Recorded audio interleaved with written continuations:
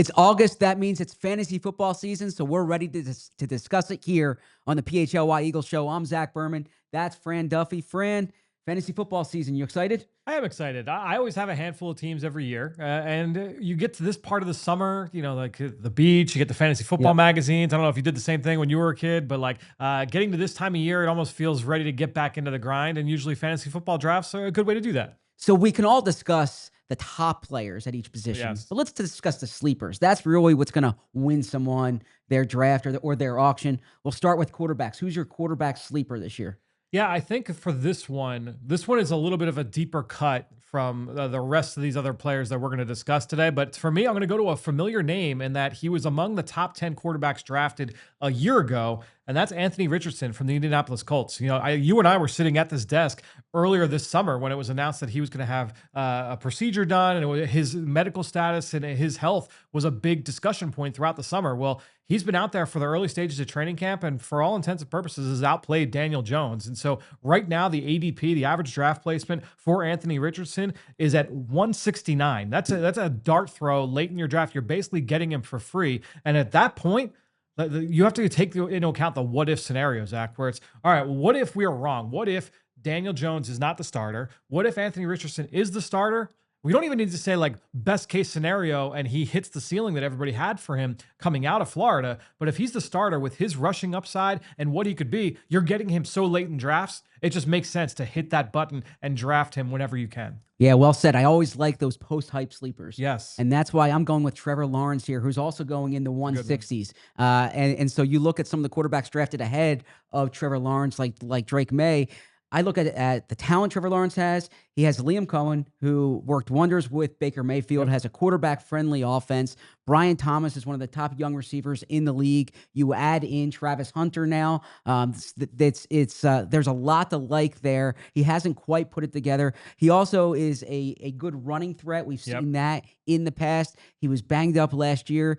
So I think if Trevor Lawrence can be healthy with the weapons that he has, with the new head coach, I'm expecting him to outperform that draft slot. You buying stock on the Jaguars overall this year? No, not overall this year. But I mean, there's nowhere they can go but up, right? Yeah. And I think they're going to be a little bit better. I don't think they're going to be quite the playoff team they were under Peterson, but I like some of the young pieces that they have. Yeah, it's an interesting group, certainly going into this season. So let's go to running back. This is a position everyone kind of looks toward. Who's your sleeper running back? Yeah, for this one, I kind of took the approach of, all right, who is a player that, wherever we're drafting them now, we have a good chance of drafting that player much earlier, 12 months from now. And so I'm going to go with Amarian Hampton, the running back, first-round pick out of North Carolina by the LA Chargers. We got to see him in the Hall of Fame game this past week. But when you're looking at Hampton, obviously the big storyline with that backfield is the fact that Najee Harris had an accident at 4th of July and had suffered an eye injury. And so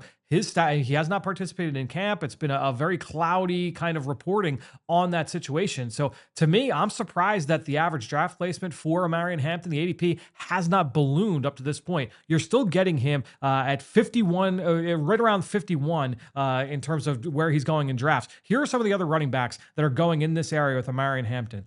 Chuba Hubbard, can he replicate 2024 with the Carolina Panthers? Yeah, maybe, maybe not. James Cook ran extremely hot with touchdowns a year ago, better than he had ever done earlier in his career. Alvin Kamara, he's getting older. Kyron Williams, they keep adding young backs. He's taken a lot of volume over the last few years. Bucky Irving, I'm always wary of the day 3 running back that has that huge first season, and then the value is sky high fantasy wise, and they usually coming back to earth. There's usually regression there. And then James Conner is another guy who is neck and neck right now with Amarian Hampton. And to me, when I'm looking at Hampton, he's young. You got the draft pedigree. You've got a coach that wants to be able to come out and run the football with a solid offensive line. To me, all signs are pointing towards Hampton outplaying this draft slot. Yeah, well said there, because I think the Chargers under Harbaugh is a good place to go for running backs. And so Hampton, and you talked about him coming into the draft, a lot of talent there. I'm going with Chase Brown. And Chase Brown is someone he's starting to get hype, but you look from week 8 on last year when he became the featured back, he was terrific. And he's in an offense with obviously Joe Burrow, Jamar Chase, T. Higgins. They have Mike Gesicki. They have now Noah Fant. So there's a lot of different options in there. When they run the ball, it's going to be Chase Brown. He's their top running back. He's that age profile that I like. He's entering year 3 there. And I just saw so much in the second half of last year. It wouldn't surprise me if he's a top 10 running back this season. He's got some receiving chops as well, and he plays with a quarterback in Joe Burrow that is willing to utilize the running back in those check down situations. And so he's going to have some receiving volume there as well.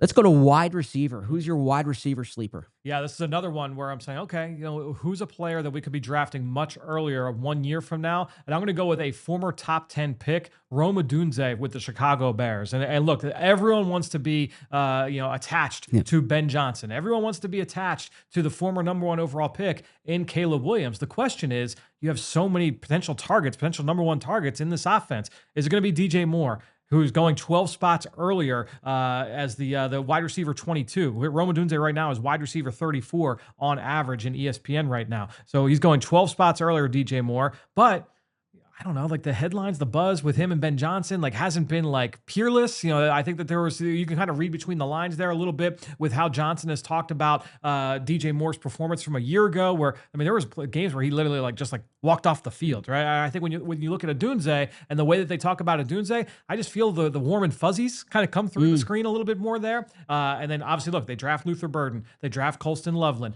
There's going to be a lot of mouths to feed in this offense, but to me, we know what they did for Sam Laporta and for Amon-Ra St. Brown. And while Odunze has been more of a boundary receiver, whereas St. Brown was a high-volume guy in the slot for Ben Johnson, I think that Odunze might be the guy that if there's all this ambiguity between he and DJ Moore, give me the guy who's going later. But I don't feel that confident that I'm going to draft a guy 1 full round earlier in DJ Moore. I'm staying in that same draft class too. Okay, and I'm going with Marvin Harrison Jr. Oh, interesting. I like your Odunze pick. I was considering him.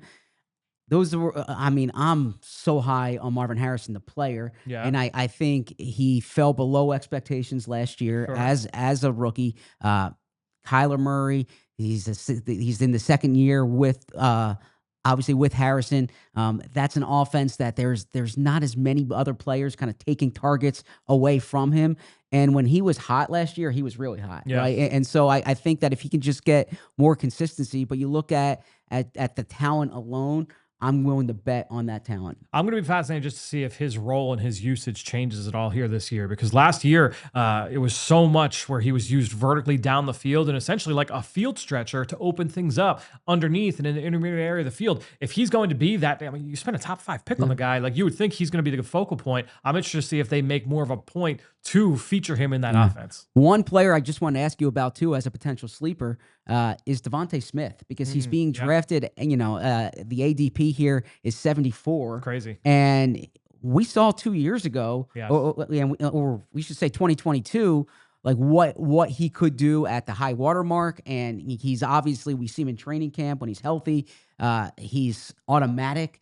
Do you think that he's someone who's going to be better than that draft position? I do. I think when you look at it, he was a prisoner of volume last year and a lack of opportunity. And I think when you and I have talked on this channel numerous times this year about how we think this offense here in Philadelphia is going to be a little bit more pass happy here in 2025.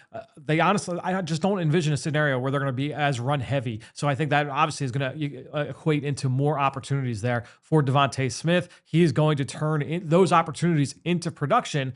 Now it's just a matter of him making sure he stays healthy. Obviously, he was banged up for a good chunk of last year as well. If he's healthy, which look, he's missed practice here so far here in training camp. He's missed several days. But I think when you're looking at Devonte Smith, if he's healthy and out there on the field, he's going to produce. How about tight end? Who's your tight end? I went with another deep cut with this one because to me, tight end is so tough, and one of the big advantages you can have going into a fantasy draft is you are able to identify someone who's going in the late rounds at that position who can become an impact player and an every week starter. I'm interested to see if Elijah Royo, my guy from the draft this past year, was a day 2 pick. John Schneider, the GM of the Seattle Seahawks, on draft weekend. So this guy's a round 1 talent. all the buzz coming out of Seattle is that he has performed extremely well so far in that offense. It's a new offense there with Clint Kubiak, who, they didn't run a lot of up tempo with the New Orleans Saints with Kubiak as the offensive coordinator last year, but it's a lot of easy layup throws. And so when I look at Royo, that's something that he feasted on with Miami last year. It says, but you know what, get him the ball in the flats and let him cook. Outstanding after the catch. And so I look at Royo. He's tight end 27 right now, an ADP of 169.3. Look, I'm not saying you take this guy as your first tight end.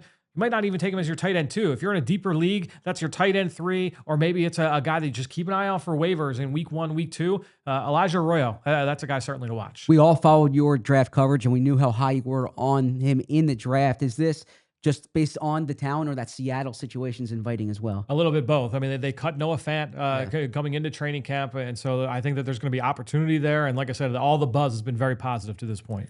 So as much as I would like to go with Kyle Pitts, I was wondering. I was planning to go Kyle Pitts, but for the sake of integrity here, I'll go away from Kyle Pitts. I'm going with Dalton Concade. Okay, Dalton Concade in Buffalo, who I think can be a top 10 tight end. He's not being drafted there. Yep. He was expected to take that second-year leap last year. Didn't quite happen. There were injuries. He wasn't as much of the downfield threat. Yeah. He was more the short and intermediate game. This is someone who when he came out of college, you were thinking Zach Ertz type player. You're thinking a high-volume player. And you look at the other pass catchers there, there's not that one player who's dominating the target share. And I think Dalton Concade, he's almost like he can be like a slot receiver for them in a way too. Yeah. He's playing with one of the best quarterbacks in the NFL. I think that, where are those targets going to go? He had 91 targets as a rookie. I'm expecting that to jump up in year 3 here if he stays healthy. I think if you're looking for a player in that 12 to 18 range in tight ends who can be one of the top 8 tight ends, Dalton Kincaid's my player. Yeah, I'd love to be able to see him take on a little bit more of that snap share alongside Dalton Knox. They like to play a lot of 12 personnel. If Knox has an injury, honestly, we're going to say the same thing about Devonte Smith. If you have an A.J. Brown injury, Devonte Smith stock through the moon. I think when you're looking at Kincaid, if he could be the full-time tight end, I'm with you. Like you just want touchdown upside. Attaching him to attaching a player to or getting a player that is attached to Josh Allen, can't go wrong there. I'm going to put you on the spot here because we have Eagles fans watching this. This isn't a sleeper question. This is just an Eagles fantasy football question. You can take Saquon Barkley or A.J. Brown. Who are you taking? It's a good question because Saquon Barkley is like a mid-first round pick in fantasy drafts right now. A.J. Brown, you can get like round 2, round 3. We've talked about how nervous I am about Saquon and what the volume could look like this year. That said, like if I'm on the board, if I end up with a middle of the first round pick in fantasy drafts, not all of mine are coming up in the next 2 weeks or so. If Saquon's there, like I got to take him. You can't be the fool that passes on him. I felt the same way last year when it came to Christian McCaffrey because you had the same concerns. And McCaffrey, there were signs of him being dinged up coming into the fall, but it was just so like you win your league. You are a guarantee that you're going to make it to like the semifinals if you draft this player. I feel like I would have to do the same thing. I think I'm going to take Saquon Barkley. That's Fran Duffy, not just the NFL draft expert, but also the fantasy draft expert. Thank you to Fran. Thank you to Julia. I'm Zach. You are watching the PHLY Eagles Show.